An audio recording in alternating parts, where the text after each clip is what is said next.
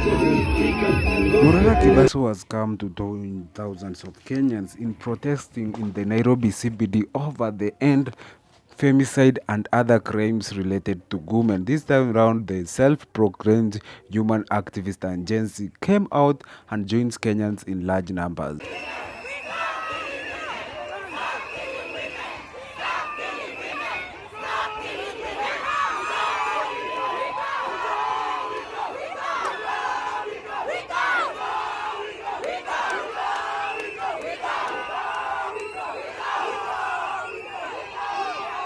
They've always seen this happen, and this time round during this rally, many people came out to condemn the incidences in a country where we have seen it's almost 100 people every 3 months. That's roughly around 30 women who end up losing their lives to this kind of activity. It has been condemned in the Republic of Kenya, and we have seen politicians come up, and even laws have been put up in place which are very strong and punitive toward the offenders.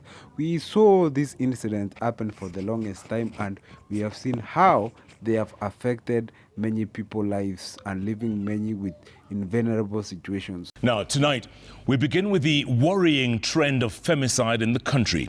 Close to 100 women and girls have been killed in the last 3 months as the femicide crisis escalates. The National Police Service and the Directorate of Criminal Investigation say the murder and manslaughter cases have been steadily increasing in the last 2 years, but vowed to tackle the problem. The police admission of the gravity of the situation came amidst calls for accountability and increased prosecution of perpetrators of these crimes. We begin our broadcast with our very own Brenda Wanga.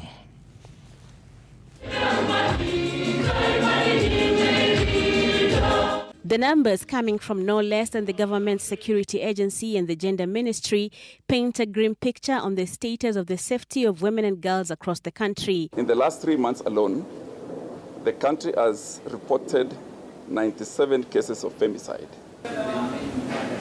The National Police Service says the femicide cases are becoming more rampant, especially over the last 2 years. The troubling trend highlights the urgent need for focused actions and collaboration to tackle the widespread problem of gender-based violence in our society. The PS for Gender acknowledges that the changing societal realities are also contributing to those worrying numbers. We cannot also ignore the fact that there is a lot of movies watching and everything, and people think that life is not sacred. It's so simple just to kill just like that. So I think that is another reason, and people are stressed generally. You'll agree with me that economically we are not where we should be.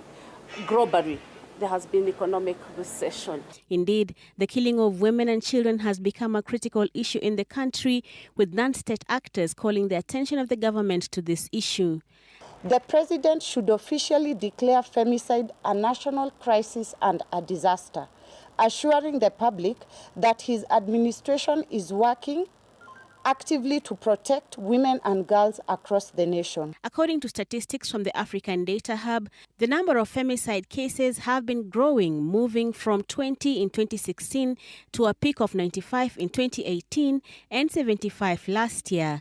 The police numbers, however, indicate that this could be the worst year yet for women and girls as far as femicide is concerned.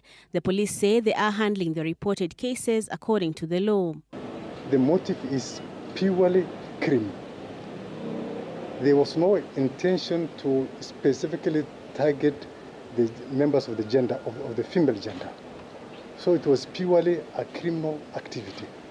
So let's remember the gender not feel that they are being targeted by these criminals. Let us rethink femicide as a crime, as a standalone crime, because what is happening is that some of these suspects, when they are arraigned in court, they are charged with the normal, murder.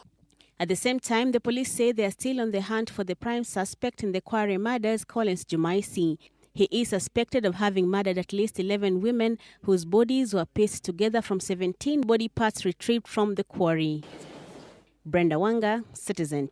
With up to 97 killed in 30 days, this is a very big matter. We have seen how many Kenyans have come out, the government, what is planning to do, and even the DCI has promised that the crowns do not appear targeted to women, even some which are, but the reality is women have come out and their voice